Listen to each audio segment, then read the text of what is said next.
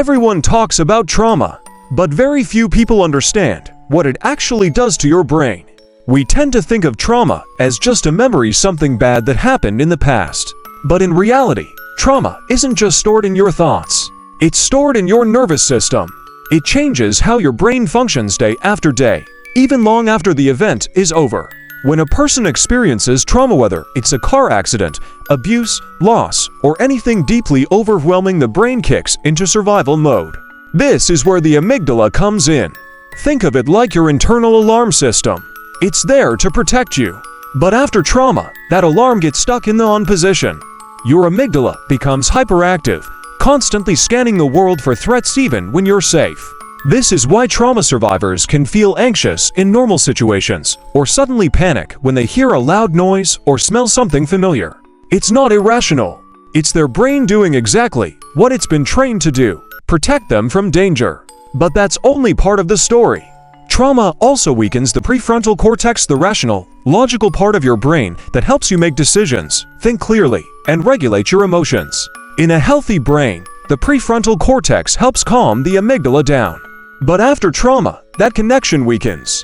The fear takes over. Logic gets drowned out.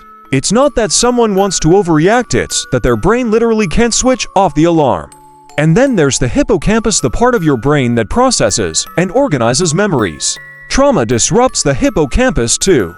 It can shrink. It can misfire. That's why some people can't remember parts of the traumatic event at all, while others re-experience it in vivid detail, over and over again, as if it's happening right now. These changes aren't just emotional. They're biological. They're structural. But here's the part no one talks about enough. The brain can change again. It can heal. This ability is called neuroplasticity, your brain's capacity to rewire itself in response to experience. And it's the reason why healing is possible, even after severe trauma. Therapies like EMDR, CBT, somatic experiencing, and trauma-informed mindfulness can help rebuild those neural connections. The amygdala learns to calm down. The prefrontal cortex regains control.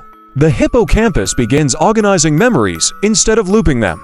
Even regular movement like exercise, yoga, or walking in nature can regulate your nervous system and promote healing. Sleep, nutrition, and connection with safe people also support brain recovery in powerful ways. You don't have to forget your trauma to heal from it. You don't have to be the same person you were before. But you can become someone stronger, wiser, more aware, and more in control of your mind. Trauma changes the brain, but so does healing. And every time you choose to understand what's happening inside you, you take one step closer to rewriting the story your brain is telling you. It's not all in your head. It's in your brain. And that means you have the power to change it.